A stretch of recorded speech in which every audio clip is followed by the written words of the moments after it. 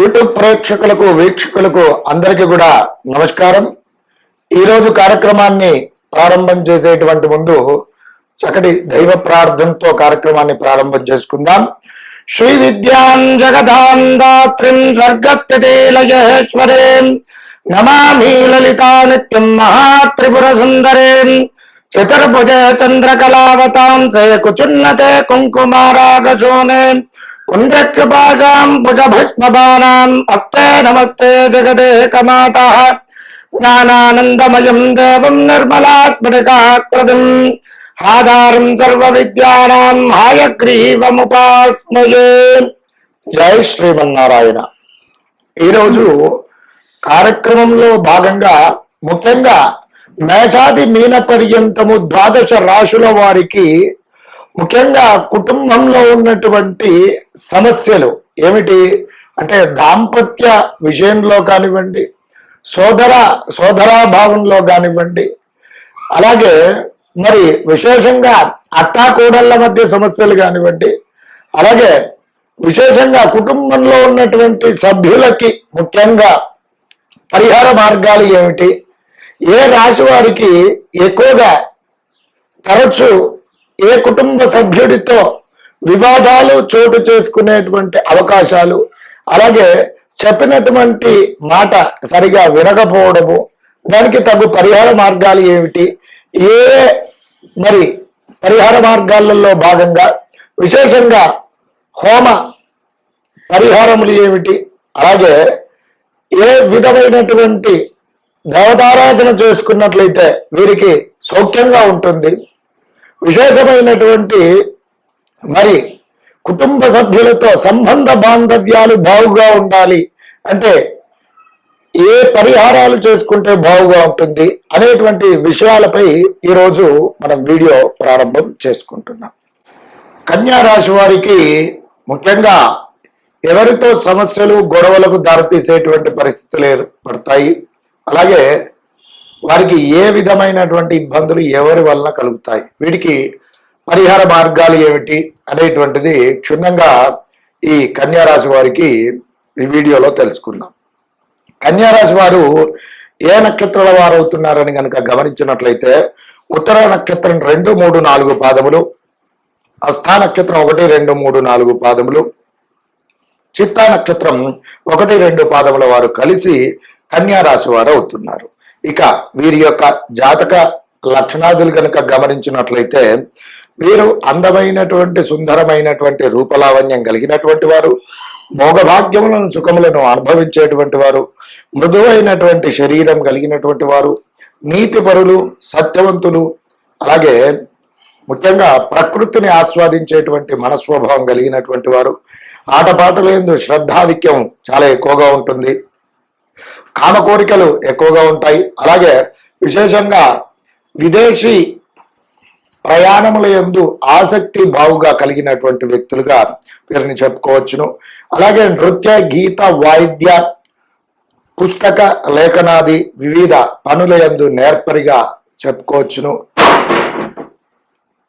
లలిత కళల యందు ఆసక్తి కలిగినటువంటి వ్యక్తులుగా వీరిని చెప్పుకోవచ్చును.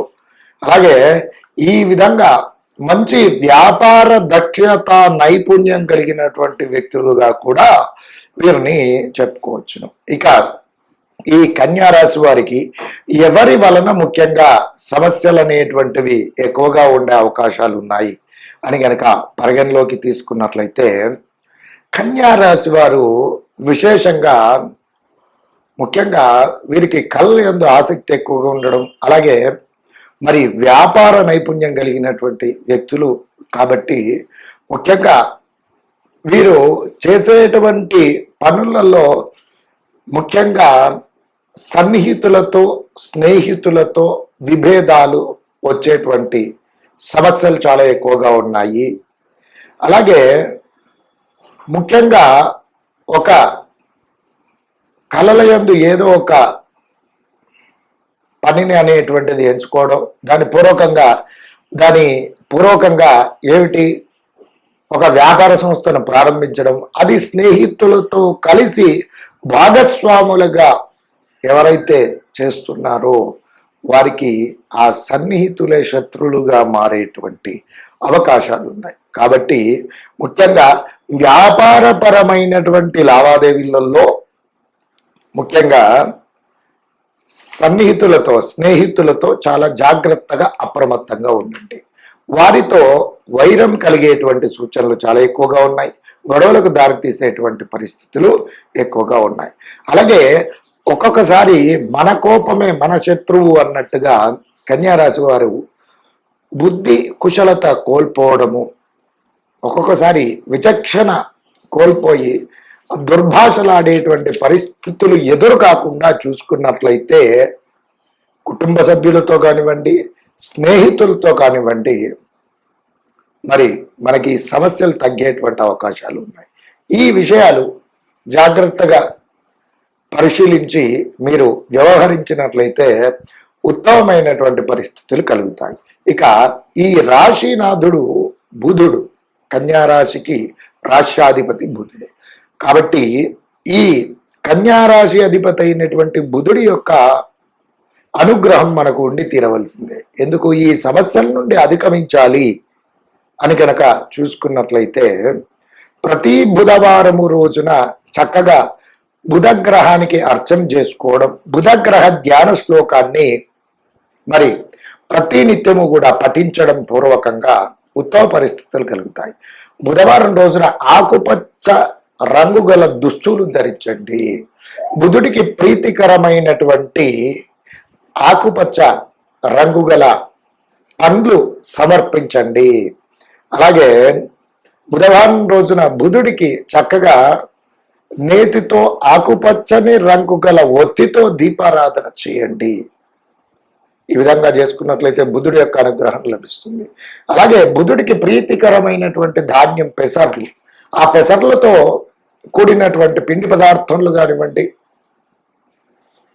మరి ఏవైనా ద్రవ్యములు కానివ్వండి, దేవాలయ ప్రాంగణంలో కానివ్వండి, మరి బయట ఎక్కడైనా అనాథ వృద్ధ ఆశ్రమంలో కానివ్వండి దానం చేసినట్లయితే, పంచిపెట్టినట్లయితే మీకు ఉత్తమమైనటువంటి పరిస్థితులు తప్పకుండా గోచరిస్తాయి.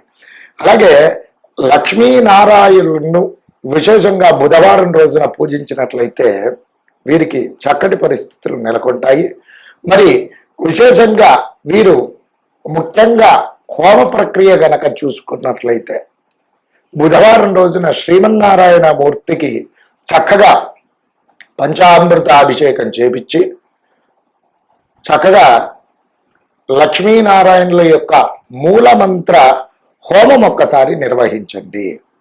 వాటితో పాటుగా లక్ష్మీనారాయణ కళ్యాణము గనక జరిపించినట్లయితే మీరు ఈ సమస్యలు ఏవైతే మనకు వచ్చే అవకాశాలు ఉన్నాయో వాటి రీత్యా చక్కటి పరిష్కారం అనేటువంటిది మీకు తప్పకుండా లభిస్తుంది.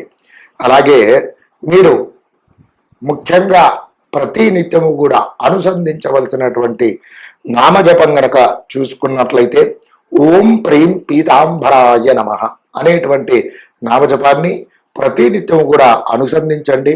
ఉత్తమోత్తమైనటువంటి పరిస్థితులను పొందండి. నమస్కారం.